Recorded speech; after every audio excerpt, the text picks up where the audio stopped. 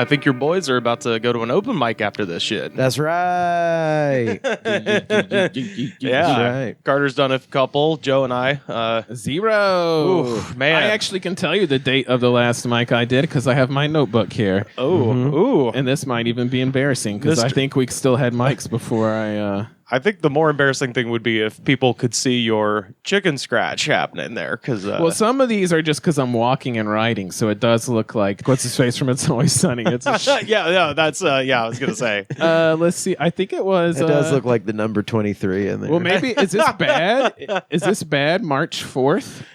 Is that possible? Yeah, that's about right. I think March 6th was my last Unnecessary Evil. My last show. The last time I was on stage was March 4th, 2020. So that's over a year ago. Mm-hmm. All right. What was the set like on March 20? What? Don't tell the joke. It's funnier if you just do the bullet points.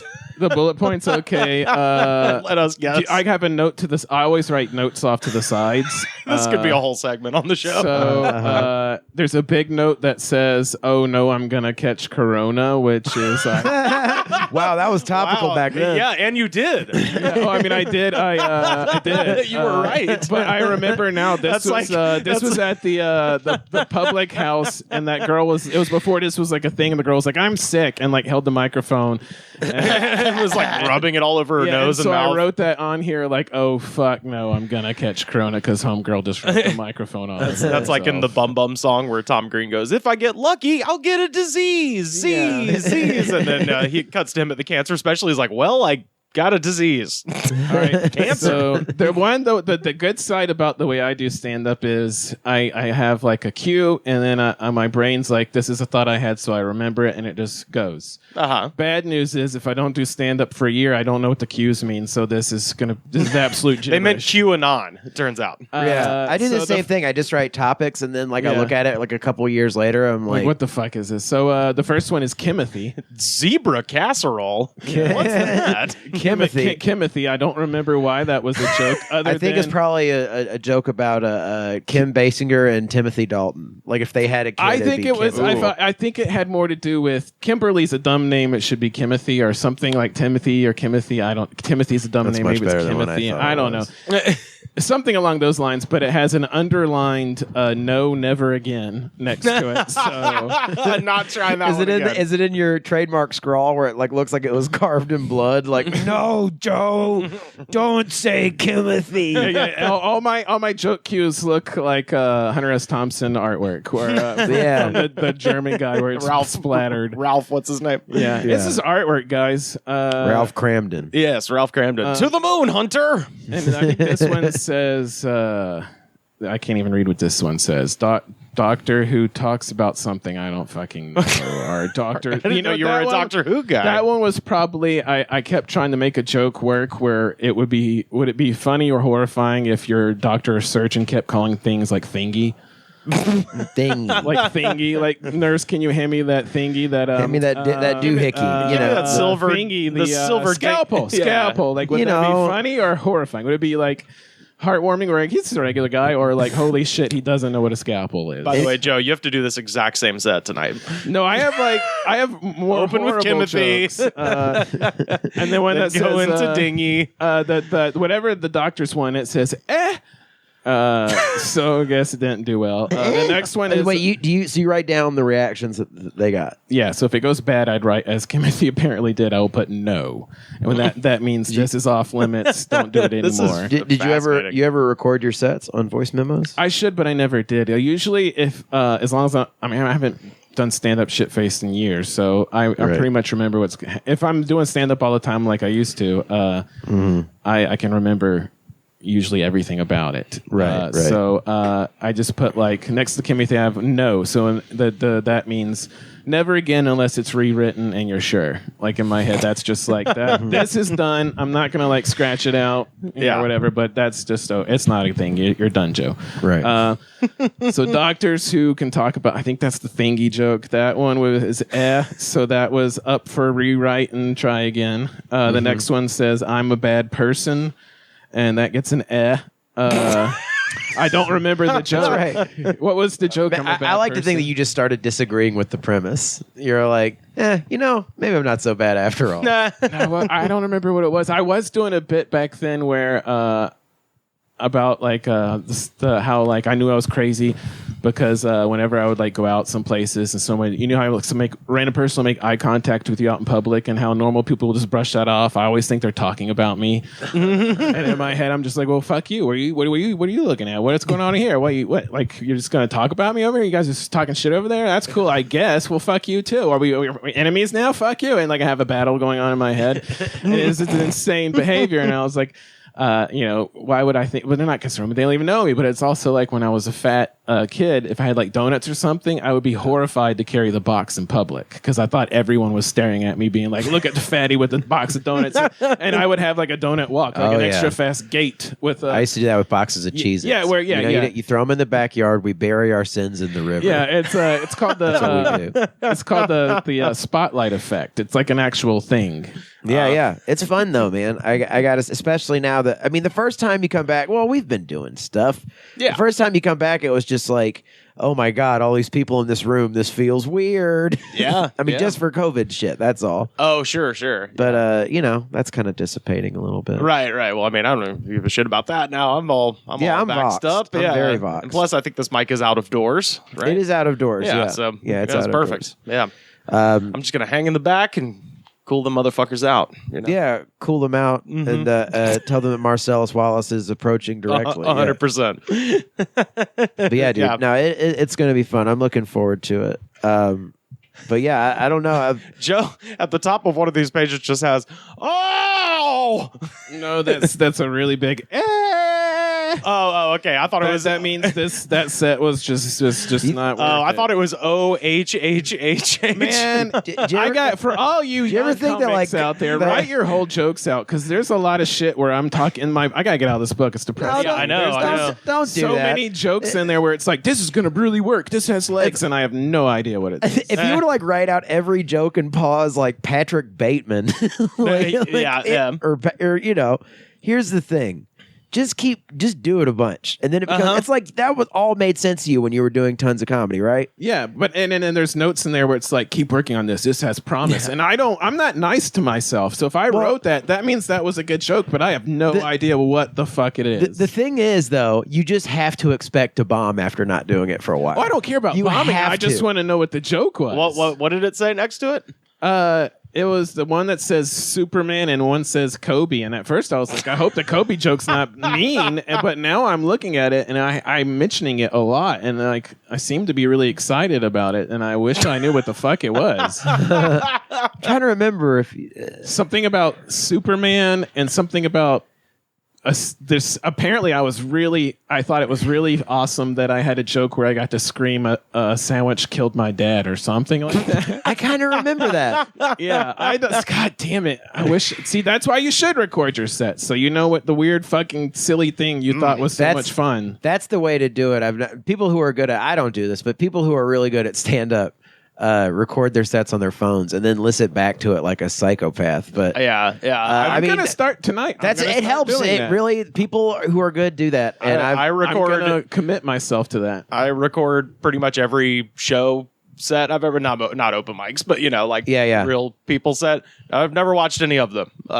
Right. So I've got an extensive backlog of must be of hard. things I've never seen. I mean, I can't listen to this I can't hear my own voice. That's true. I might listen to it to be like. That's what I was going to say. It's not that I haven't been doing any writing during this. It's that all of it has been done over the course of whatever 143 hour plus podcast episodes that I have to go back to and be like, oh, that was kind of a funny thought about a thing that happened in August. The only thing I wrote down was that Goodfellas thing. That was it. Right. You know what I mean? Right. The rest has been passing, farting in the wind thoughts on this podcast.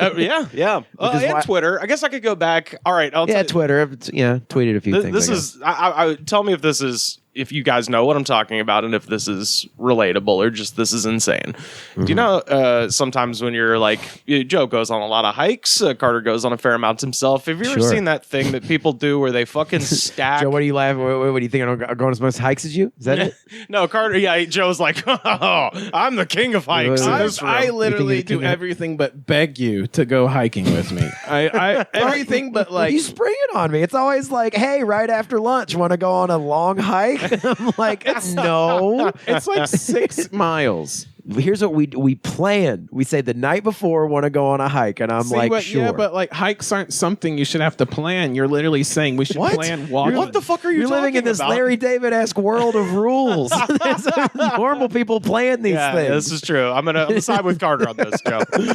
So I'll go on a I don't hike. understand the idea of planning leisure. Like, why would you plan to walk? Because I'm insane and I like to check lists off in my mind. yeah, I like to know. I like a schedule. A schedule is comforting. A schedule's great. It's comforting. I don't like to be tied down, guys. I don't want to be told where I have to be at 2:00. I want to make 2:00 be where I'm at, baby. I'm such a little bootlicking supplicant. I do want that. No, but I want it to be cool shit. I will split the baby here. This is what I think. Right. I think I like solo time to be unregulated. If it's just me. Yeah. I love just being able to leave, not tell anybody what the fuck I'm doing, and just go. I agree. If it's a social occasion where I have to be around other people, that needs to be scheduled. I see. That's you hit the nail on the baby I'm a free floating gentleman solo. But if I'm around other people, I have to kind of you got to coordinate schedules. You got to coordinate schedules, and you got to get yourself in a headspace to hang out with people. Yeah, exactly. Because I'm a weirdo when I'm alone. Exactly. Yeah. I got news for you. You're a weirdo when you're not alone. I'm charming.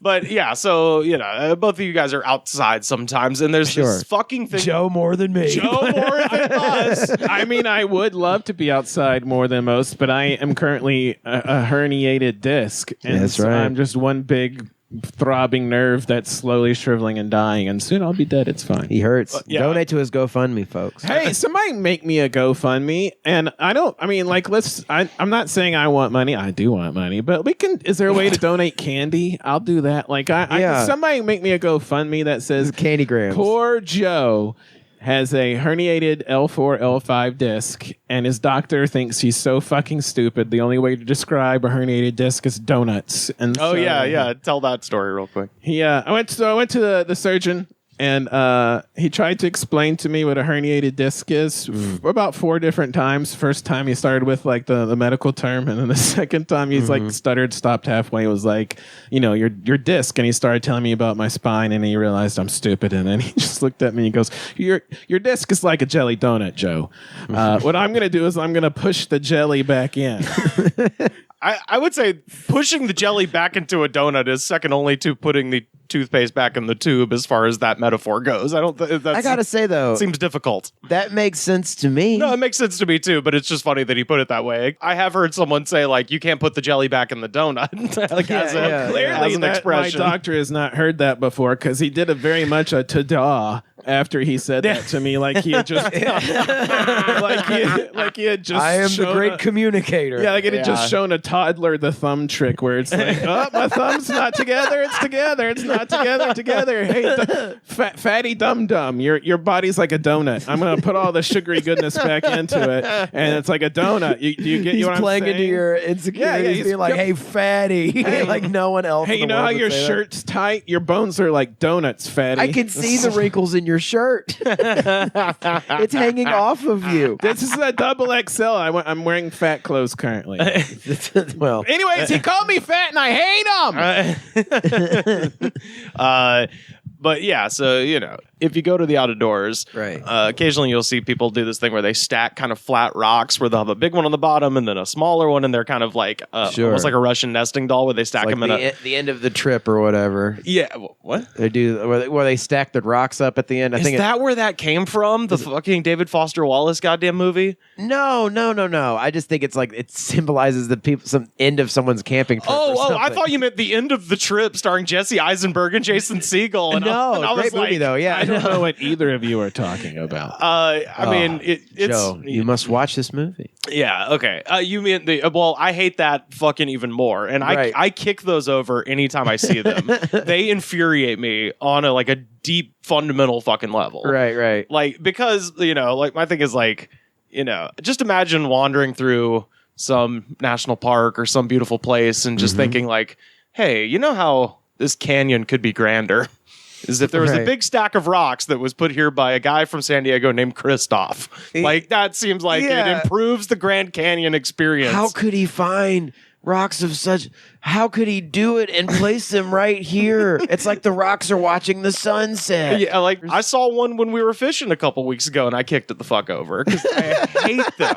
What if that was like really meant something to them? They came and visited it frequently. I want that person to fall in a hole and like James Franco and fucking you know what there you are for 127 hours. You're being the 12-year-old who just stomps on ant. No, you're just being. They're building sandcastles in God's beautiful, perfect home. I feel like these people want like the notion that they could make like nature even more symbolic. Yes, 100%. It's fun. I mean, it is the romantic notion of like, this is perfect. Leave it the fuck alone. Just enjoy it for what it is. Yeah, it's like how fucking it's selfish. It's just like, I'm a selfish person. I want to leave this. Or how presumptuous are you to be? I care. But I'm why, in you nature. psycho? It's not a big deal. It is a huge deal. I think it's a difference between. It's like there's like if there's a mural in a downtown, you're like, oh, that's nice. It's like a nice way to make this part of downtown where humans look nice. live. That's fine. But you're in an already organically beautiful place, and someone's like, art can thrive out here. You see that shit in like Joshua Tree, and you're like, this is the most perfect place on earth. Stop it! Don't fucking do this. We are the only things making this bad right now. Right, us being here. 100%. Yeah, it's beyond infuriating. So maybe this is not a relatable thing to be screaming about at the open mic, but I'll give it a whirl. I think it's funny. I see where you're coming from. I haven't thought anything of it. Just being like, oh man, I bet someone was smoking pot over here earlier. But now I see where you're coming from. See, that's what I'm gonna do. I'm gonna get out in those woods. I'll be like, toke, toke, toke, toke, and then people are gonna be like, "What are you doing?" I'll be like, making art. I make art out here. You judge it. Yeah. You judge it. I am art. I am all of it. If people want to do that shit in their yards, great. But it's when you do it on like public land where it's just like, man, this is for everybody. It's not about your fucking Instagram, you piece of shit. So anyway, I agree with you. Then I'm kind of on your side. I want Franco for all of those people. Carter, that's all well and good, but you know what you are now? You're on the side of the guy screaming at nobody in the woods. You know what? That guy who's just off by himself in the woods screaming at nobody, I believe in his cause. I agree with I don't have the stomach to do it. It doesn't matter. You're like the guy screaming at nobody in the woods. He's got some points. Like, he's got some good better than like the 5 people who bring like the Bose radio with them and they're playing music to like enhance the woods. Yeah, I mean, I think everybody hates those people. Even those people like look at their feet when they see other humans. Like, they know, right? They know, right? Yeah, those people should absolutely get headphones, but I still have less of a problem with that because at least the music is ephemeral as opposed to big stack of fucking rocks. But like, for instance, so this story, the reason that it got me thinking about it, this story popped up. This is from the UK. Lake District mystery as elaborate stone artworks appear. And for people that don't know, the Lake District is where fucking Tintern Abbey is. It's where Samuel Taylor Coleridge and William Wordsworth and all the romantic poets wandered around and wrote poetry about because it's so breathtakingly beautiful. And everyone that is commenting on this thing is just being like, wow, that's an amazing rock structure. And if you just look past the structure, the picture behind it is unbelievable. That's this like that is kind of just obstructing the view. It's like these snow-covered mountains and this beautiful valley with a lake. I don't know if you know that poem "I Wandered Lonely as a Cloud" by Wordsworth. This is what he's talking about. Some fucking hippie piece of shit asshole has built this arch. It's also not like that's the only place to see the valley from. I mean, it's a relatively small little inconvenience. No, it's a hillside. You can see it the whole time. It's just if you're looking at it, but all you have to do is like turn your head like an inch that way. No, all you have to do open is skies. extend your foot rapidly. Rivers, I see what you're saying, but you are so close to being the guy in the cabin at the woods who yells at the airplanes overhead. You're the Unabomber had some good ideas. He just did. It's true. the thing is, it goes back to what I was saying. It's like the presumption of like, yeah, you could try to like see that view or whatever, Yeah. but see it through our eyes, man. It's Like their like, eyes are worth a shit. Build it in your own home and then Right. have people over to your art opening. Like there's Right. there's a context for art and it's not in public nature. That being said, though, some woodland art I don't mind. some wood art I don't mind, I guess. Yeah, sure. If it's in somebody's fucking, I mean, there was a badass Sasquatch holding an American flag in South Dakota that somebody did, Dude. but it was in the parking lot of their business. That's also not art. I gotta it's say, art, and this baby. is probably like I went to this camping trip in college, and it was just like it was this thing out in the woods where it was a big drugged out music festival in the woods, and everyone had these like specified campsites, and they had all this kind of art around it and shit. And I was on mushrooms pretty much the whole time, but I did think it was Proud of cool. you. Well, that's private land, you know? That's Right. that's a campsite. It's like do whatever you want. If you own that view of the mountain, build a bajillion arches. I just mean when it's like Right. in a I think park there that's should for be. everybody. There needs to be some rules at the campsites. Let's lay that down now. Number one, no loud sex. We can hear it. We hear it. We hear you. Yeah. Also, There's bugs getting up in there. Yeah, like come on.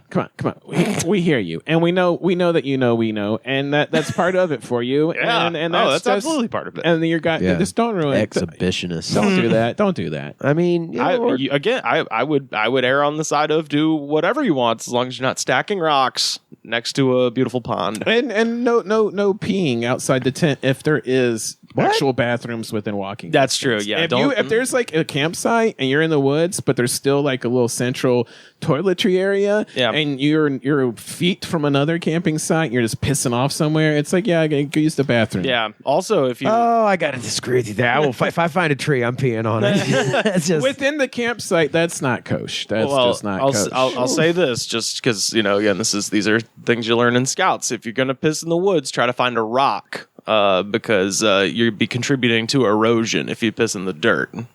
So you want to find How a much rock. are you pissing? That yeah, that's you're contributing to the a frothy erosion? torrent of TT. I had to go a long time. It goes back to disturbing nature, man. Normally, if I have to piss in the woods, it is absolutely an emergency. it's my Yeah. pants or a tree. Yeah.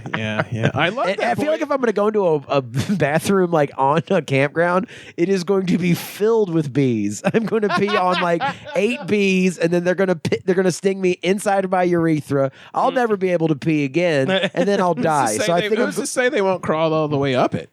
I mean, who's to say? Who's to say? They'll introduce a queen to your Aretha Franklin. the high. Your Urethra Franklin. Urethra Franklin. That has to be a band somewhere called Urethra Copyright Yeah. Trademark Wes Van Horn. Franklin. Oh, that's okay. right. There it is. Talk to us today, by the way. About bees establishing a hive in someone's bladder. No, Could've it was just as Because easily that done, visual is just mwah. No, he texted us to say congrats on the Cooley episode and stuff, and said that he might hop on that show. And I was just like, but he was saying like he forgot all of his jokes, and I was like, oh, just call me. I know most of your jokes. I celebrate the entire Wes Van Horn catalog of How jokes. am I the one that got out first? I don't know. Got out of what? Oh, Got out doing- to do it because the no-ho, because the fourth wall shit. Oh, That's yeah, why, yeah. Oh, how you went up first? Yeah. Well, he has I'm not- kids. He has multiple children. It's true. So Oh, yeah, that's there's right. never That's right. an excuse to leave really when there's like babies everywhere. Hey, beautiful babies at that. Yeah. Congratulations, Wes. So I've got this story from Buffalo, New York.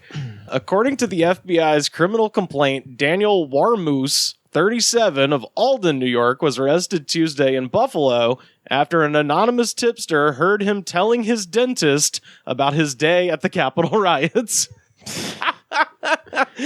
The person told the FBI that they overheard Warmoose talking about how he smoked marijuana inside the Capitol and refused a police officer's instructions to leave the building. So that's like a secret that you can sit on for just so long where you're like, you know, before you start. I mean, I was in our nation's capital. yeah, I smoked weed in our nation's capital. I could have had 5 or 6 of these. Sorry, I ruined your insurrection party. Sorry, I ruined your re-election party. This was a delicate Google search. I had to think about it real hard about how I phrased it before I hit enter, because I was like, what is the statute of limitations on storming the Capitol? Good question. So I settled I don't think there is one. I think there is actually. I looked it up. So there is a 5-year statute of limitations. They don't catch you in 5 years on a federal crime. So if no charges are filed in 5 years, but you can. They could still be like treason or sedition or something. Yeah, I mean they could still fuck with you after 5 years. But my point is, you can't keep your goddamn mouth shut for 5 years. You escaped the yawning maw of the Empire of Death. Well, that's the thing, too. Is like everyone who stormed the Capitol, with some interesting, noteworthy exceptions, it's the biggest moment of their life. So it's like they're not gonna they're not gonna have like the the wherewithal to like just like kind of like middle around talking about the weather when they have this deep, thing inside of them. Yeah. And they also have like no filters. I mean, they're Trump people. They don't have like filters or subtlety. They looked at their Christmas presents. Yeah. What's the point of scoring a touchdown if you can't spike it in the guy's face? I mean, pretty much. Yeah. Well, except that every time you do spike it in the guy's face, the ball jumps back up and breaks your nose. Not necessarily. That one dude was going to the Republican fundraisers and hanging out with governors and senators and shit, and like on Facebook, talking about the shit. Right. And then the local newspaper did an article about how he stormed the Capitol, and that motherfucker's still walking free, and like he's just out in the open, just being like that. I'm the guy who did that. Now here I'm at it like a convention meeting, and it's just like nobody's even attempted to arrest him or contact him about it. Shit. That's the thing about the insurrection that is like something to remember. Like as like vile and noteworthy as it was also like mind-blowingly dumb. Yes, you know what I mean? yeah, like it was the dumbest shit ever. So it's everyone who participated is a fucking idiot. It's so like it is the perfect like postmodern American event because it is both violent and horrifying and pretty funny and very funny stupid. And dumb. Well, I mean, to be the kind of person who would allow themselves to get riled up by Giuliani screaming "trial by combat." If that like invokes you to like attack the Capitol, then you are bananas. Yeah. Well, so now we're starting to see some of the consequences happening for the most obvious rioters and stuff like that. So this is a story from Washington D.C. A lawyer for self-described Q shaman Jacob Chansley, that's the gentleman with the furs and the buffalo hat. So the lawyer recently discussed his client and his case with Talking Points Memo. The lawyer told TPM that Chansley has Asperger's syndrome, arguing that his client's mental state and the influence of former President Trump's propaganda efforts would play a role in his case, which... Okay, that is a defense. I don't think it's going to work, but fair enough. It's an insanity plea. It's worth considering the man's handicap in his defense. But what he said next was pretty fucked. The defense lawyer, the guy representing the Q shaman, this is his quote. A lot of these defendants, and I'm going to use a colloquial term, perhaps disrespectfully, but they're all fucking short bus people, okay? These are people with brain damage. They're on the goddamn spectrum. Basically, they're fucking, and then he uses the R word. Wow. Yes. And he will not apologize for using that word or anything like that. And he's just like, he's like, I've been trying to say that they're idiots for months and no one will listen to me. So I had to say something shocking. Right. That's basically his thing. So, I mean, but it's, of course, getting him attention and not his defendant's mental condition. Negative attention. It's the wrong kind. There's a difference between famous and infamous, Joseph. That's right. He's like, look, they're our brothers, our sisters, our neighbors, our coworkers. They're part of our country. These aren't bad people, and they don't have criminal history. Fuck, they were subjected to 4+ years of goddamn propaganda, the likes of which the world has not seen since fucking Hitler. My man's working blue. He's working really blue. I didn't, I'm a blue comedy.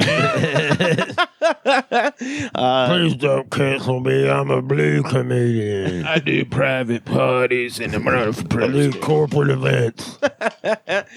He says, quote, this is the lawyer again, legally, these are unprecedented cases. As a result, while the judge may not be compelled to emotionally embrace, as a matter of opinion, the fact of the impact of the words and actions of the former president as being the cause, there is going to necessarily be a legal compulsion to address the reality as part of an evaluation of culpability. So, cool.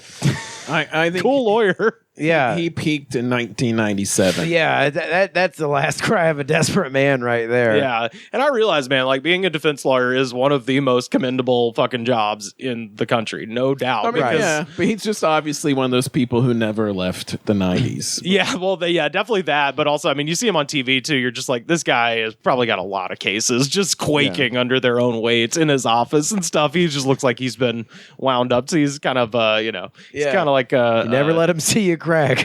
yeah. Definitely let him see him crack. So, but yeah, I did think that was interesting that there's a lot of these cases are about to start going to trial here probably in the fall. So we get to, learn more. It's gonna be so awesome. It's gonna be. I'm interested to see how much money the Q Shaman gave to UCB. Frankly, that's what I'm waiting to see because he was an improv guy.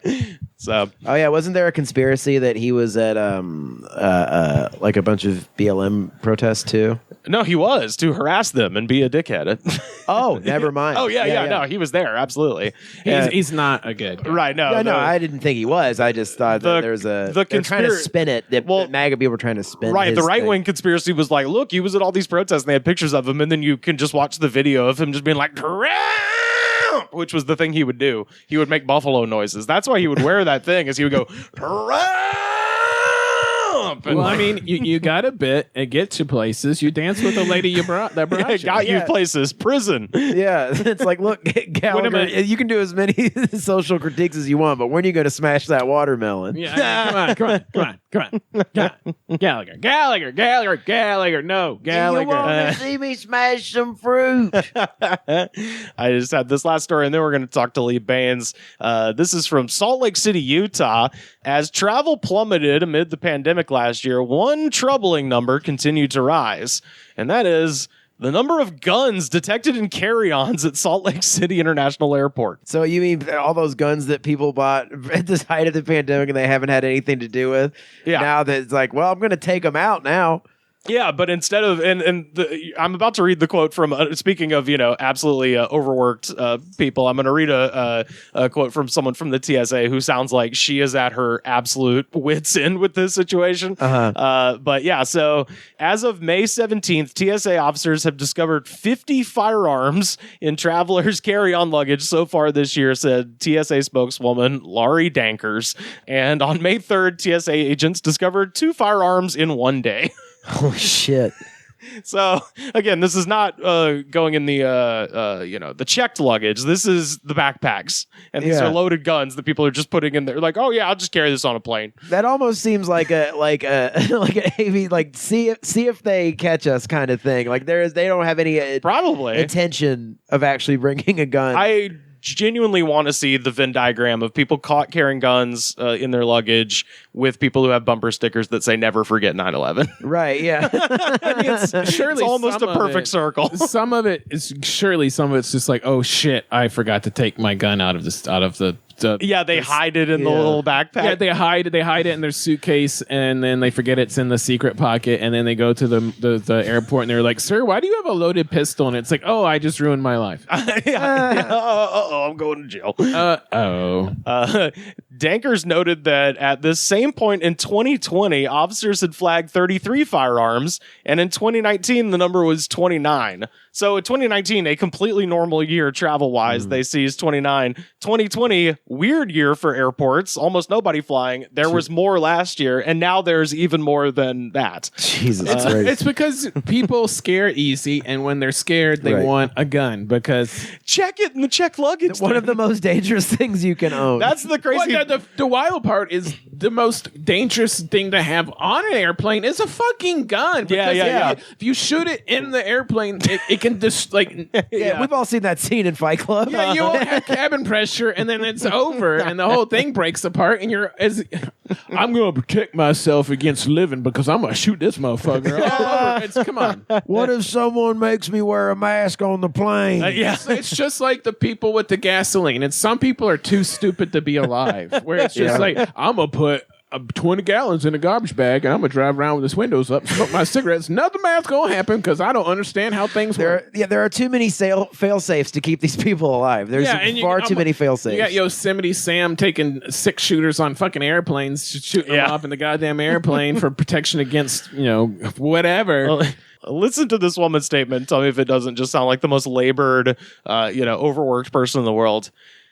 It's a situation where people have the gun thrown in the bottom of the bag, which oftentimes is loaded, and there's often one in the chamber, and we don't want to see that at the checkpoint. If we find a gun, the traveler's they're gonna have contact with law enforcement. You're probably gonna lose the gun. And look, she's like, I don't know why I have to comment on why this is stupid either. Yeah, right, exactly. And look, all these things that really could be avoided if you just go ahead and take your firearm and unload it and put it in a case and load it, and you stick it in your checked luggage, and then pick it up at your destination. It's not that hard. Guns have never. But why do you need to travel with guns in the first place, though? Where are you going that you need a pistol? I don't know if you have ever seen Con Air. I don't know if you have ever seen Snakes on a Plane. Air Force One. All three of which are documentary films. Turbulence. I like the turbulence. So yeah, it says guns have never been allowed in carry-on luggage. I love that. If you find a gun in your carry-on luggage, you should immediately have your right to vote revoked. Yeah. The last line of this statement is so good. Guns are not allowed in the cabin of the aircraft, and everybody understands why. Yeah. It's like, do they? I don't think they do. They do. I'm pretty positive. If you asked, asked every gun owner, why can't you shoot a gun off in an airplane? 60% would not know why. Right. Society. Yeah, because the government, because these woke liberals don't want guns around because they are afraid of power because they're weak snowflakes. Yeah. I'll tell you what, it is constitutionally agreed upon that we can do it, but we don't do it because we don't want to get cancel cultured. Oh, you can't have guns on airplanes. I'm sorry, did you talk to the Wright brothers? Are you friends with the Wright brothers? Because I'm pretty sure the Wright brothers from North Carolina. North Carolina, we carry guns, motherfucker. They shooting 6-shooters out them things. Oh, man. Well, so we're going to do what we did yesterday. We're going to talk to Lee Bains III from the band Lee Bains III and Glory Fires. But before we get to that, Joe, tell people where they can find you online. I'm on the Instagram and the Twitters at Joe MF Rain. Carter, where can people find you? You can find me at Carter_Glasscock on Twitter and Instagram. And, of course, you can find me on Twitter and Instagram at Rivers Langley. And you can donate to the show at patreon.com/thegoodspod. Second best way to support the show. Go to Apple Podcasts, rate, review, and subscribe. Show that attitude of gratitude. And, of course, if you got, some money to throw at the fine folks striking at the mine in Brookwood, Alabama, head on over to youtube.com/The Valley Labor Report this weekend, where you can donate to their cause and watch the live stream with Mike Cooley and our guest now. We're going to go to this interview that Carter and I did with our friend Lee Bains III.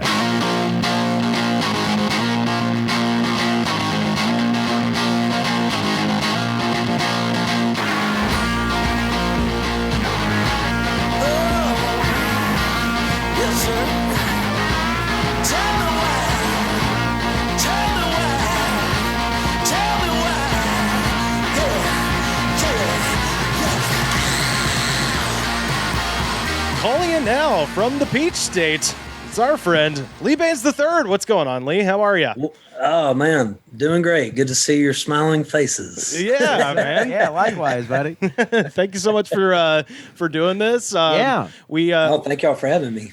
we had Mike Cooley on the show yesterday, and he told me that you were the one that kind of got him involved in the whole Strikefest thing. So I guess I wanted to start off just by kind of talking about what's happening in Brookwood and everything like that, and a little bit about the event that's going on Saturday. Awesome. Yeah, man. It's funny. Like, I guess I'd been aware of the strike. I guess it started in early April, and had talked to a couple friends in North Alabama who are union organizers, and different, I guess, ones with IAM, and the other one I can't remember. But anyway, they also have a pro-union radio show out of Huntsville called the Valley Labor Report. Yeah. And it's a great show. And they've had me on there before. And so Jacob, one of the hosts, and I went to the picket lines Easter weekend and walked around and interviewed folks. He was recording the interviews and I was playing and stuff. And it was just fascinating hearing people's experiences, having worked in the mines for 20 something years and, being from Birmingham. Yeah. I have a lot of friends who were the children of miners and knew a couple of miners as well. And, it's like back when we were growing up, having a job in a mine, while it's very hard work and dangerous work, they got paid really well, and they had really good benefits, and they could send their kids to college and have a good middle class life. And slowly across the country, the companies have been eroding all that, and largely that's because in a lot of the country, what had been union mines are no longer unionized. So Alabama really has the best coal mining jobs, certainly in the South, better than the ones in Appalachia and West Virginia and Kentucky and stuff, because they are still union mines in Alabama. But this one company in particular, when they took over from the last company that owned these mines, Jim Walters, they just started screwing people over. And because, the economy was in kind of dire straits, the miners took concessions in their contract with the new company, with understanding that once the company started doing better, and got on their feet, they'd be able to negotiate a better contract. Well, the company, won't do that. They won't come to the table, even though they're making a lot more money. And there's a ton of miners in that region, west of Birmingham, Walker down through Tuscaloosa, Bibb counties, West Jefferson County, and all these other union mines. The workers are getting much better wages and better benefits than the Warrior Met miners. So that's the reason they're on strike, and that's the reason that we're having this benefit. We wanted to do something not just to show them that the community's behind them, just like the community was behind, the folks out in Bessemer at the Amazon warehouse, but also to just try and get funds for their strike fund, because they hadn't been to work in, almost 2 months now. Yeah. And so we figured having a show would be a good way to get people out there and do those things. Yeah, I think that's so fucking cool, and I'm thrilled. I'm thrilled, like it's because it was so funny of just that lineup of two of my favorite artists, and then also two comedians that I'm good buddies with. I was like, well, hell, I guess I could talk to all those fellas about this. This seems like a worthy cause. So yeah, I just think that's awesome. Yeah, I just think it's so cool what you're doing, and also it just seems like, because essentially they're asking is to be paid what everyone else is being paid in the region. It's not even like an excessive demand. And and to that point, like one of my buddies who's a writer, Caleb Johnson, you may have read, he wrote a book called Treeborn that came out a couple years ago. Mm-hmm. But his dad retired from those mines. And he was saying recently that what the miners are working for now, or being asked to work for, is what he was making in the early 90s. Right, Wow. right. Well, which is like, that was a long time ago, man. Stuff doesn't cost now what it cost in the 90s. oh, for sure. that's always my favorite, like, conservative stupid meme. Is they're like, in 1970, I was paid $2 an hour and I fucking liked it. And you're like, yeah, dude, that's more than what people make now. If you adjust for inflation, how would you not? I don't know. I don't know shit about economics. What but costs $2? I can Google inflation calculator. Yeah. Like fucking nothing costs $2, man. Exactly. Like a gallon of it's gas. like, yeah, a pack of smokes was like a nickel or something. back Right, then, right. Yeah, it's different. I remember seeing one where they had a picture of the gas prices in like 1972 or something, and it was like, look what Obama did to us. Look how cheap gas used to be. I'm like, yeah, this is actually more expensive than it is now. If you just do the one extra step, Right. I was thinking too about coal miner, like the plight of the coal miner has kind of become like this like subject of a lot of contemporary art. Oh yeah. Like did you listen to Steve Earle's The Ghost of West Virginia? I still hadn't listened to that, man, but I saw him a couple of years ago, and he played one of the songs off of it. So yeah, it's all about that same stuff, just like about how the going down with the unions. I mean, like even like there's this band called Panopticon. They're like a black metal band that does the whole record about Kentucky coal miners. I mean, it's just it seems like such an old timey like song topic, but you forget these guys are still doing it. They're still this extremely dangerous job. And, That's right. And they're getting screwed over by these corporations left and right. That's right, man. And it's like, particularly, for central Alabama, it's like, I mean, that's what is, led to the cities that so many of us are from, Birmingham, Bessemer, back into the early days of Alabama statehood, they were mining iron ore and coal, so. Yeah. Well, I'm from Auburn. That city was built on cow poop and land grants. And down and that's right. Cow poop and hay bales. Cow poop and losing football teams. Hey, come on! Don't, I'm just kidding. Come on! Carter's got the crimson white sickness. He's bad off with it too. Oh man, right. that ain't right. It ain't right. And we got to live in the same roof. I'm saying, man, it's a house divided. Proud of y'all. We should get those house divided license plates. Y'all definitely need that. Yeah, like a little matching shirt. Bad. Need that yesterday. I actually came up in Birmingham too, like kind of around the same time. I've seen you play a bunch with the Glorifiers and with the Dexatines. And especially, but I've seen you play in a bunch of bands. And you're always just like, the most rocketed dude I've ever seen, just like ripping on guitars, incredible voice. Thanks, man. Yeah, man. Do you remember playing in a band called Arkadelphia? Oh, of course. Yeah, that was Yeah, dude. That was the first time I saw you in Tuscaloosa at a house party. We were playing in Arkadelphia. I was like, God damn, this band rips. And I was like, oh, dude, that was it at that Reed Street. The house dude, Reed that Street? was dude, yeah. Man, that was a great show house. That was so fucking fun. Yeah, man. Dude, that was yeah. It was me, Rajon, and Justin Colburn played bass. And I remember I want to say there are two shows that stand out there. We played there. One we did with P.S. Eliot and with Katie and Allison Crutchfield. Yeah. And then one we did was Halloween, and it was like us and I think Model Citizen and Blaine Duncan and the Lookers. Yeah, dude. And we dressed, our costumes for Halloween was slutty Blaine Duncan and the Lookers. So we just dressed up like them. Yeah. Played next, but we were just wearing like Daisy Dukes, basically. Yeah.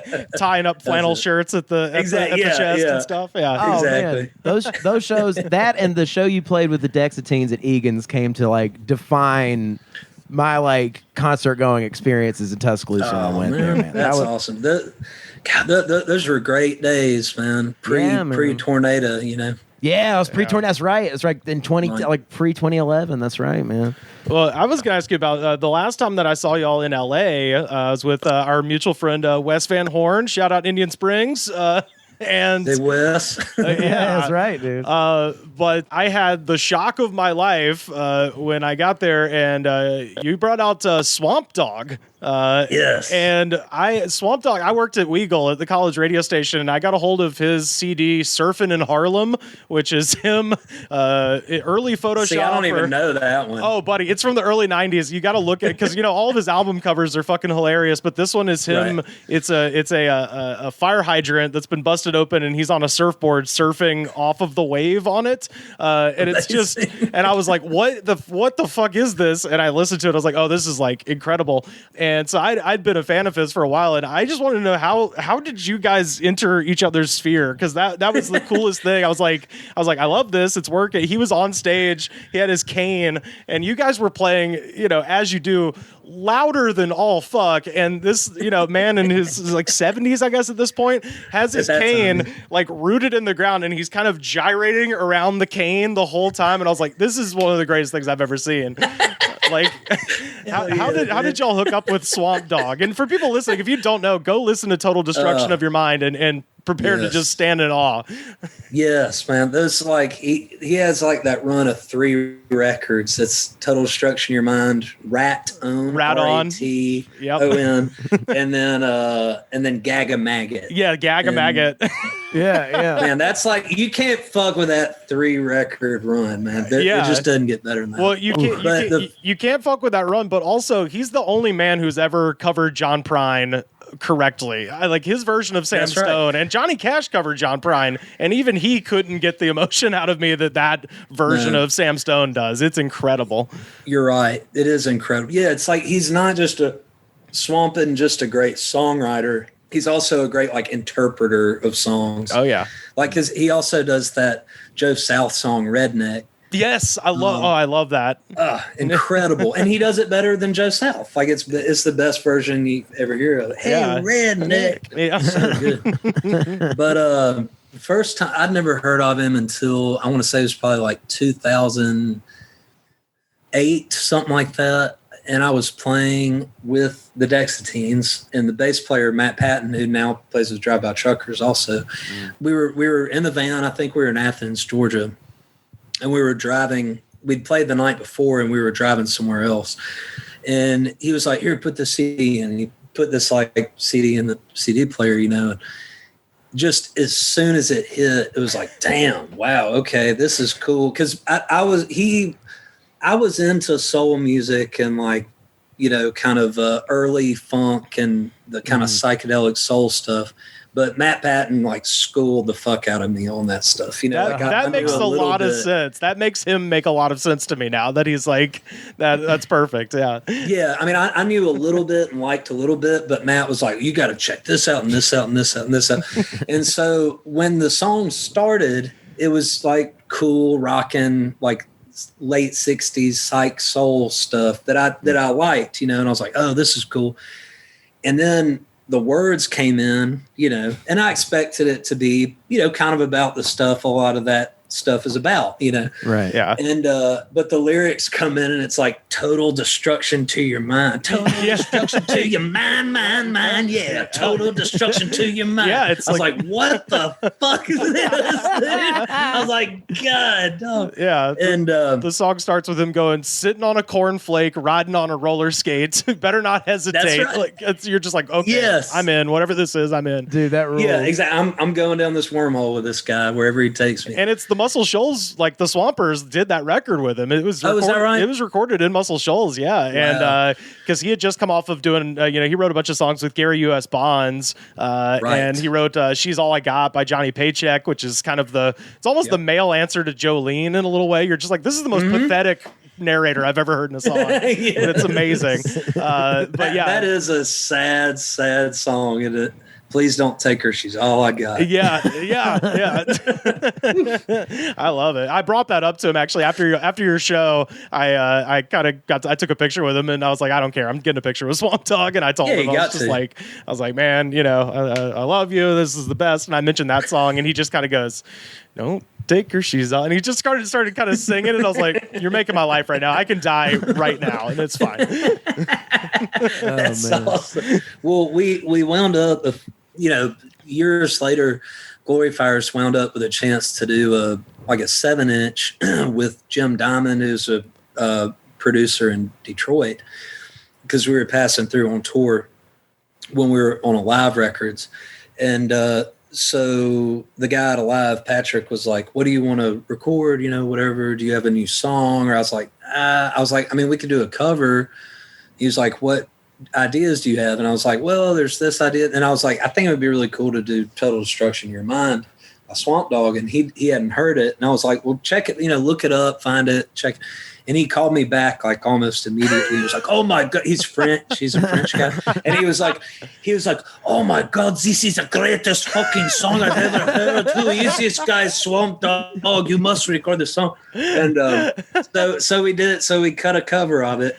Yeah. And he was so stoked about it. And he wanted to get, he had to get in touch with Swamp Dogg to make sure we could release it, to clear it, and work and make sure he got the royalties and stuff. And so he was talking to him, and he was just like, Swamp Dogg is the coolest guy in the world, and I'm gonna like re-release all his shit on vinyl. So he wound up doing that, and then so through that, we wound up doing a couple shows with Swamp and Moog, his like accompanist, in Atlanta. We did one in Atlanta and one in Athens, maybe in like 2013 or something like that, I want to say. Is this around like when There's a Bomb in Gilead came out, or? Yes. Yeah. It was after There's a Bomb in Gilead, and I think before Dereconstructed came out. It might have been right after Dereconstructed came out, but I don't quite remember what year it was. But anyway, it was sometime in the early 2010s, and so we played these two shows, and the one in Athens was.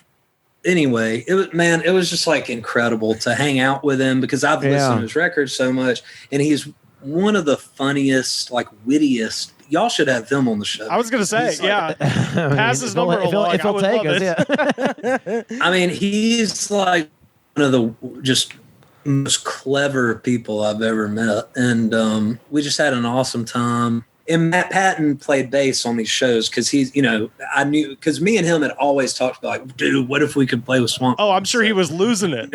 He was losing it. And we were just looking at each other to show this is the best show we've ever played in our lives. It's like, it was just so fun. And he's so great. He's just so great. And yeah, that rules. The best thing about that show is we played Total Destruction in Your Mind. And, it was fucking, ripping and everything. And the people were all stoked. And this guy in the front yelled, play it again. And Swamp was like, you don't think I'll make these motherfuckers play it again? I'll make them play it again. And he did. We played it again immediately, like right then. We just played it again. Never done that before. Just like a little like 2, 3, 4, and then straight back into it. Yeah. Dude, that rules. And then to tie it up perfect, after that, the guy said, the same guy yelled, I told you I'd do it again. And Swamp said, what's your name, son? And he was like, Justin. And he said, well, Justin, this next song is just for you. Hey, redneck. Oh, that rules. I think you did that at your show too. I think you looked at the crowd and said something to us and then immediately went into that. And I was like, hey man, yeah, I guess so. Oh man.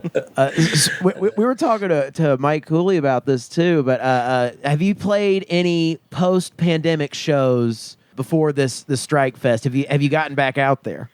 This is our first one. Yeah, this is our first one, and we were supposed to do a tour March of last year. What happened? By Southwest. Yeah, exactly. So we didn't even play a show in 2020 at all. Right. Not even at the beginning of it. So our last show is December of 2019, I guess. Whoa. So it's been a very long time since we played a show. Oh man. Are you beyond stoked? You feeling a little anxious? How you feeling about it? I'm feeling out of shape as fuck. Is really yeah. So I'm just like, am I going to be able to play a whole set in the late May Alabama sunshine? Yeah, yeah. I don't know, man. It might not go great. Well, I might wind up passing out. Dude, I maybe him, Carter Wilson from Birmingham. Of course, yeah, man. He's real. He's like one of my best friends, and he was saying, he's like, dude, is like Lee Bains of the Glory, and I can attest. I've seen y'all play too. It's like, man, that's one of the best shows you'll ever see. So it's a high thing to put up. That's very kind. Carter's a great guy. Yeah, man. Yeah. Very kind. Shout out to Carter Wills. Happy birthday, Yeah. buddy. He had his birthday. A few days no ago. shit. Oh, All right. damn. Happy birthday, Carter. Yeah, man. Had a kid and everything. He's doing good. Oh wow. Wow. Hell yeah. Yeah, that's interesting to hear because I'm like, you know, on a very much smaller scale, kind of in the same boat where I haven't done stand up since last March too, and I'm just like, I know it's gonna be fine eventually, but I'm just like, that first step is just gonna be whatever. But you're in a good spot because it's like, hey man, I'm doing this for charity, so Yeah. Well, I was oh, sorry. I was saying it's like Oh, no, go ahead. the same thing. It was like, dude, I've like also put on like some like I'm feeling out of shape too. I put on like 20 pounds, but I'm like, that kind of works for comedy though. Right. Yeah, I don't know if it's gonna work for me, like trying to play for an hour of fast paced songs, but we'll see. I've been like building decks and shit. So I guess if I can build decks, I can probably play a rock and roll set. Oh man, you got it. I know you got it. Yeah, absolutely. But yeah, I've definitely put on the. I feel like we need a term for the pandemic weight. You know I think there needs to be the 2020. Oh, yes. Boom. The 2020. Copyright. Put a pin in it. Put a pin in it right here. Oh man. Well, I was gonna ask if you've got new stuff in the can, or what's the next album situation looking like? I'm always jonesing. I need the next man. one.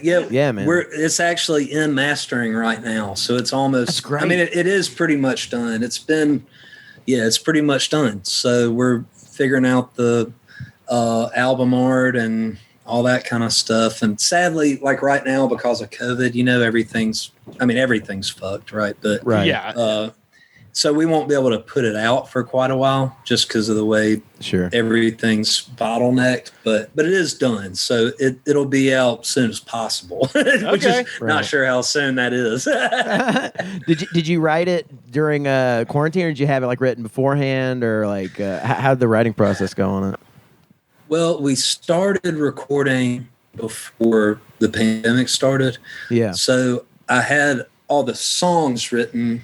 I was still working on lyrics, but I would say they were probably 80% done prior to the pandemic, maybe 80 to 90% done. So I did, there was a little bit that I wrote during it, but for the most part, it was already written and I was more just like refining, you know what I mean? Rather than, Sure. Yeah. But, and then we were sort of like arranging it and working on it in intervals, like over the course of 2022, like going in for a day or two here and there. Mm-hmm. So, yeah. I was going to ask you this: what's it? Because you guys have played all over the place. I feel like you're a good person to ask. What is the town that you've played that maybe surprised you the most? Just like as a place to be, or just as a show or whatever. Because a lot of times I find, at least like with doing stand up, is I'll roll up in a town I've never heard of, and then all of a sudden it blindsides me. I was like, shit, was that the best I've ever done at this? right. And I'm in Lewisburg, Pennsylvania. Who lives? What is Lewisburg, Pennsylvania? That's awesome. But I'm always curious with musicians too, where do you ever just roll up and like, oh, Dubuque, and then all of a sudden it's just the best thing that's ever happened? That's hilarious. We have played Dubuque a number of times, and it is a cool town, but it's also that's not the one I would name, but it is a cool place.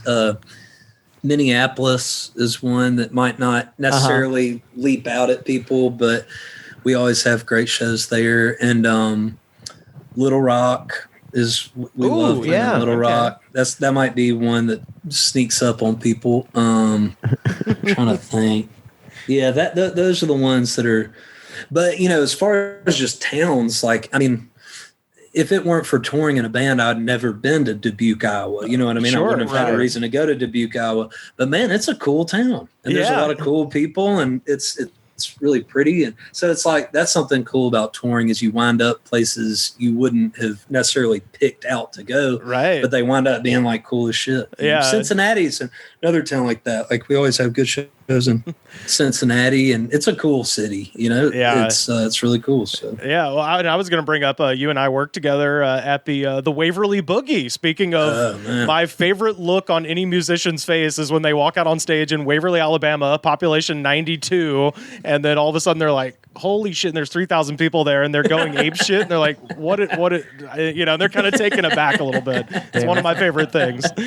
Oh man, Waverly, God, yeah, man, there's no place like it. There's no place like Standard Deluxe. Yeah, I'll be there for the fall boogie, so hopefully I will too. Yeah, it's strange that all this stuff's coming back into view. I mean, like it's such an adjustment mentally, but I think it's like you to get through the pandemic, you had to not you can think about it, but you not anticipate it. You know what I mean? Like now we get to start anticipating it. So it's tentatively, I guess. Yeah, I was gonna ask you if you had any weird pandemic stories as far as people losing their mind at the grocery store or your neighbors going nuts or anything like that.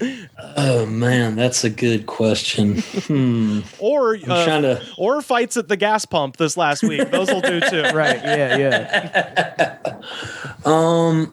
Our next door neighbor is really sweet. She's in her early 80s, and she's from Lynette, Alabama. So she liked that we were from Alabama when we moved in several years ago, and but she, we always bring each other stuff. She'll bring us some she makes awesome preserves and stuff like that. So she'll bring, and we'll take her ice cream or whatever.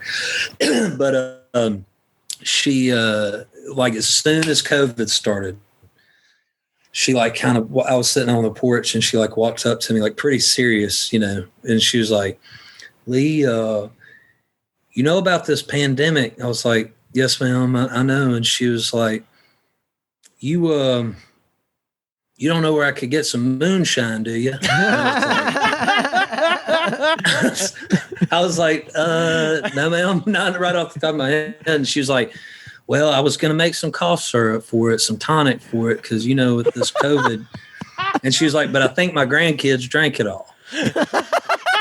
And what's hilarious is maybe a year or two before this, there was a big family gathering over there. Maybe it was a holiday or something. And I was talking to her grandsons in the driveway, and they were like, oh man, and anyway, at the end of the conversation, they're like, all right, man, we're going to go inside and try to find our grandma's moonshine because she always hides it somewhere. So I think they did actually. She was right. They did. Oh, so you were there at the scene of the crime. I was, but I didn't say nothing. I hope they don't hear this. But then we wound up finding her some in North Alabama over the course of the pandemic, and she was pretty stoked about that. So that's nice. I wonder if her tincture was was effective. It's probably fun either way. Hey, she's good. She didn't get it. Oh, well then COVID, so. Can't argue with results. Nope, can't argue with results. Oh man, yeah. I mean that was the pre-vaccines, that moonshine. That's right. Yeah, 2 shots of that, you're gonna have to wait more than 2 weeks. Yeah, that's right. Yeah, fuck hydrochloroquine. I'm going with that good old Mountain Dew. That's what I'm doing. Oh man. And you've been in Georgia pretty much the whole time during the pandemic? Pretty much, yeah. We've been home a few times to various parts of Alabama. Yeah. And Georgia, seeing family and stuff, but it's been not super great thing. We had a couple of deaths in the family, and sorry to hear that. Oh man. Like that, so, yeah. But yeah, thanks. But yeah, I mean, for the most part, we've been staying pretty close to home, and getting about ready to not do that for another year. Yeah. Get back out there and see some shit and do some shit. Put this new record out, dude. Yeah. How about y'all? Have y'all been pretty cloistered? Yeah, well, we've sat in this room and done 3 years worth of podcasting in 1 year. So, yeah, pretty damn cloistered. Yeah, we're pretty close now. Yeah. But we're, me and the whole crew, we're all vaxxed up, and stand up is slowly starting to come back. So there's, there's some light at the end of the tunnel. I got to go back to Alabama and hang out with my folks dogs for a couple months back around Christmas time. So that was fun. I got really into bird watching, as you do when you hang out with people in their 60s. So. Yeah. Yeah, I'm about to make the first journey back. I can't wait to get back, man. But yeah, I'm all vaxxed, so I'll get ready to give him the card and just let me on the plane, dude. My mother woke me up from a dead sleep to be like, "There's a blue-throated warbler in the backyard." I was like, "I love you so much, and I don't care."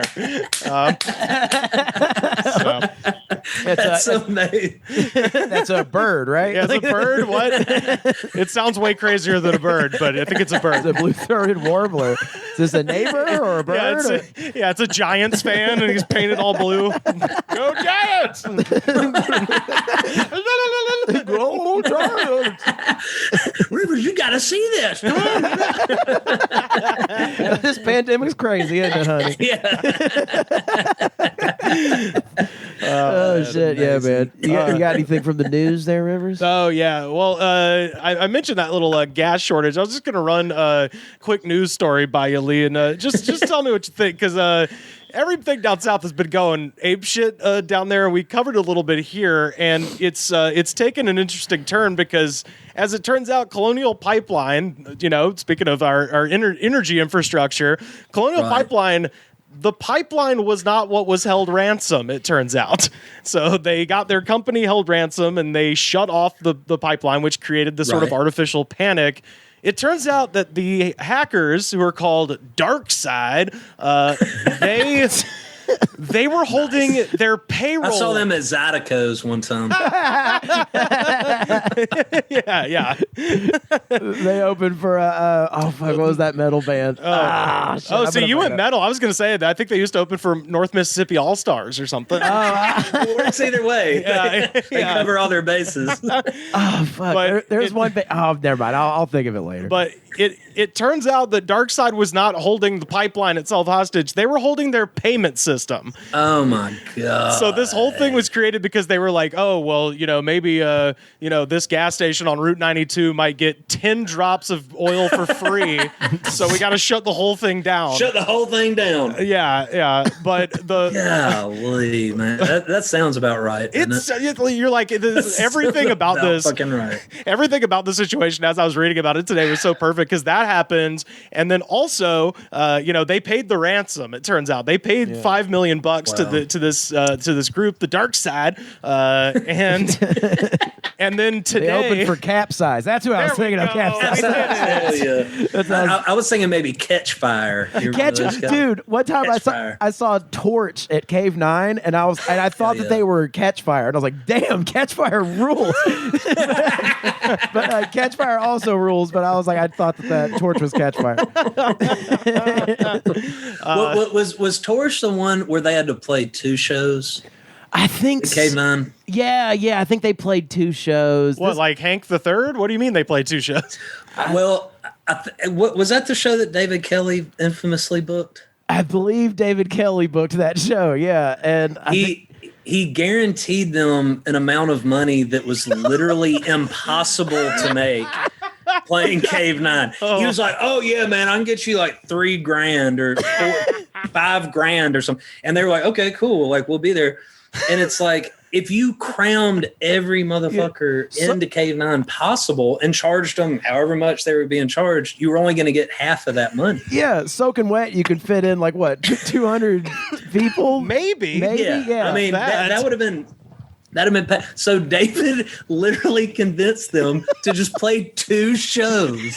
So they played one sold out show while everybody else waited outside. Yeah. Oh, okay. Is that the one you're talking about, Carter? I think it is Torch that happened. I remember when that happened though, because David, he was like running around and sweating and shit. And why? Because he lied to a bunch of touring musicians. I mean, if it was Torch, they came back like 8 million times afterwards too. But I mean, I love that band. But yeah, I remember thinking, I was like, holy shit. Oh my god, dude. But I was gonna say the interesting development with the ransom people, Dark Side, is that they had their accounts drained today and they don't know who did it. Oh, wait, Dark Side had its account Yes, drained? the guys who Damn. ransomed the system, they had their crypto, they did it in crypto, and they put it in an account, and then this morning they're like, hey, we have to go out of business because now we can't pay our people to hack. Because our money's gone.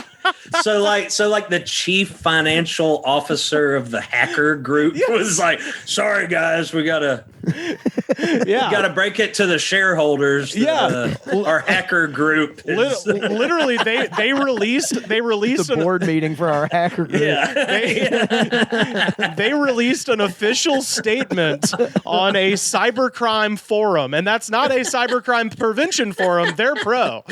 Cybercrime. Man, they don't make hackers like they used to. Right. It's not like the 90s. These are some like corporate ass hackers, man. Yeah. Give me my Keanu Reeves. Give me my Sandra Bullock from the net. It's like y'all need to be living in an abandoned zoo in some remote part of Russia. You know what I mean? Right. Like tinfoil hats. Like these motherfuckers have like 9 Inch Nails just like blasting. Yeah. Like what is this shit? You're like, you got a fucking CEO of the hackers? Give me a break. It's like you're thinking like Strange Days with Ray Fiennes, but it's like this is just like it's like a bunch of dudes with like, they have a logo emblazoned on like a water bottle. It's like this is just some motherfuckers. They got golf shirts with like Dark Side printed on. It's just like a bunch of skulls and shit on the chest. Like, dude, this is just a startup. This is just a startup. But this is their official statement that they released on the cybercrime forum. Quote, a few hours ago we lost access to the public part of our own infrastructure. Also, a few hours after this, all of our funds were withdrawn from the payment server and into an unknown address. So, oops. So it's the hackers in the abandoned zoo that have hacked into these hackers. 100%. These are like these new hackers are hacks. You know what I mean? And they got hacked by the old hackers. There's a lot of hacking going on in here. Yeah. Dark Side is Facebook, and these hackers are Mike Lindell's Frank. They're just nipping at the heels. They're gonna get them one of these days. They do essentially the same thing, but they're not quite as big time. Oh man. Dude, I gotta find out what band David Kelly booked twice. I thought it was Torch, but maybe it was somebody else. I think it was too. If anyone from Birmingham listens to the pod, like hit us up on Twitter and tell us who David Kelly booked twice. Mike Parsons would definitely know. Mike Parsons would 100% know. He was like the king of Cave Night, so he will know. Yeah, he would definitely know. But I just remember that I didn't go to this, but I remember everybody talking about the show, and I remember going to, because sometimes you just go to Cave 9. Even if you didn't go in the show, you just hang out in the parking lot. Absolutely, yeah. And I think I wound up doing that because there was like, even if I wanted to go in, I couldn't go in because it was like, well, we're gonna be busy till midnight. One of my friends got in not one but two baseball bat fights in the parking lot. Fight, I guess is the wrong word. Assaults where he was on the receiving end. Two different guys beat him up with a bat in the parking lot of Cave 9. Jesus. On different occasions. So. I don't even recall. Holy shit. Holy Lord. Shout out to Tisdale.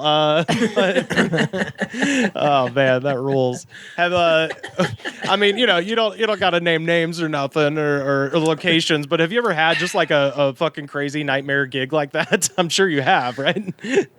There was a show a couple 3 years ago in Boston where it was pretty chill. It's like this great place that we play in Boston, and it was like well before the show was happening. We were just setting up, and people were just kind of trickling in, drinking at the bar or whatever, and it was just very chill, and it's like a super cool spot. Everybody's cool that works there. Yeah. And just all of a sudden, this, a girl walks in and walks up to a table with a guy and a girl sitting at the table. And she just proceeds to beat the ever-loving shit out of the girl sitting at this table. Oh, my God. It was like, whoa. It was just like, a bomb went off. Like everything was totally cool. Like it was like Cheers. You know, it was like Cheers in there kind of thing. It was like bam. And oh my god! Wait, were you? So that was pretty. Were you guys just? You were. It was like. Were you on stage while this was happening? We were just like getting drums. Okay, gotcha. And like, you know, whatever. It was very. And then it just that happened. That's so funny. This is what happens when you sleep with my husband, kid. This is what happens. Yeah, it was pretty intense. But holy shit, I'm trying to think. Fortunately, we hadn't had a lot of fights at a show or anything like that. But there will definitely be people, you know, when I'm kind of talking between songs and you know, prefacing songs with, you know, political remarks. Yes, I'll do. Yeah, we'll have actually at that same bar in Boston one time. This guy, this guy apparently wandered in and, you know, didn't know what he was in for, I guess. And he went back up to the door guy apparently, and he was just like, "I didn't come here for this. Like, I didn't come here for this bullshit. Like, I didn't come here for this commie crap. You know, I came here just for rock and roll or whatever." And apparently we found this out after the show, but the door guy was like, "This is rock and roll, motherfucker." And I was like, and the guy was like, "Well, give me my money back." And he was like, "Nah, how about you just get the fuck out?" Hell yeah, dude. So we have stuff like that every once in a while. But that is one of those things. You're like, you see how pissed you are right now? That's rock and roll, man. That's what it's supposed to be. You know? You're either supposed to get pissed at it or love it, but you're participating actively in the subversive act that is rock music. If someone can watch your show and to say clear-eyed, that is not rock and roll, I will show you a fucking liar too. Well, it's like the rockinest shit I've ever seen. Yeah, and furthermore, I was gonna say, like, you know, and I'll extend this out to the truckers too. Rock and roll to me is playing the songs that you do and, you know, setting them up in the way that you do and making the points that you do in the venues that you do. And you know, my friend James Fritz said this too. He's like, Drive-By Truckers have played so many shows over the past like 4 years with a gigantic Black Lives Matter banner behind them in the craziest places you can imagine. It's like, that's fucking balls, man. That's what it's about. Like, that's what it's about. Yeah, it's to be commended in every way. It's so cool. We were talking too with Mike Cooley about it. It's like, do you feel like there's like some sort of thing where, like, coming from the South, like you know, like the Glory Fires and the Dex Teens and Drive-By Truckers, and maybe being like left leaning or having your politics be left leaning, have you found it to be more like divisive at home in the South, or like when you go somewhere else and then people are expecting it to be like some good old country shit and you're like, not really? Well, it's fun. Almost every like experience we've had like that with somebody, you know, fucking talking shit, you know, or having an issue. Almost all of them have been in the North. Yeah, almost interesting. All of them. Yeah. I mean, we did have one of our last shows in Atlanta. I think I don't know. It was sometime during the Trump presidency. We did have a guy get pretty agitated at the beginning. You know, was it just it didn't take long. Yeah, but I mean, you know, the great thing about being a loud ass band is like, I can't hear what the fuck he's saying. Right. You know, crank up that SG. Fuck you, buddy. But he did walk up like in front of the microphone, just like flipping us off. You know, like that's it. I've done that to bands I like. How do you tell Primus that you're mad at them if you don't flick all? You know, that's what we do. I was saying some shit about like the wall and stuff like that, and he was saying like build the wall or whatever. And was flipping us off, and then, you know, we were like changed the setup, and we're like, we're gonna do a song just for you. So taking a cue from Swamp Dogg, we did Good Old Boy, you know, like and this guy, and he kind of ran off, you know. Fuck, that rules, man. God damn it. So I was like, what was he expecting? Does he just like, I'm just gonna buy a ticket for a show? I don't know what show, but I'm gonna go to the show. One for music, please. One music. Like one music. Yeah. Hey, this is not the music I wanted. Right. I wanted going to things to be pissed off at. Like, I wanted me music. This is not me music. This isn't Glenn Campbell. God damn it! You know? Oh my god. Oh god. Well, this has been a blast talking talking to you. Let's tell people one more time.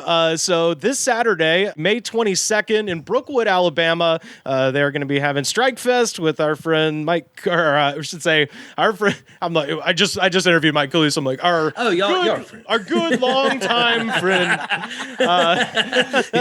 riding his coattail. Yeah. No, I was going to say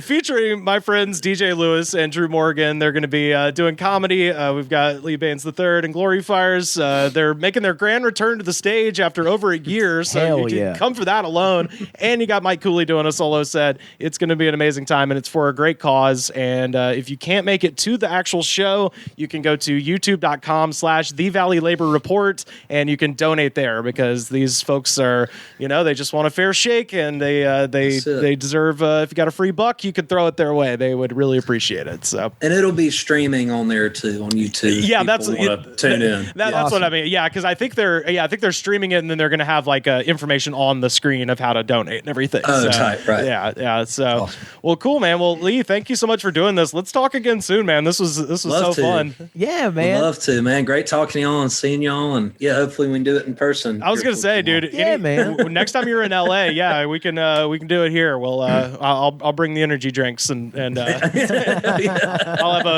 have a big jug of water for you too. Awesome. Oh man.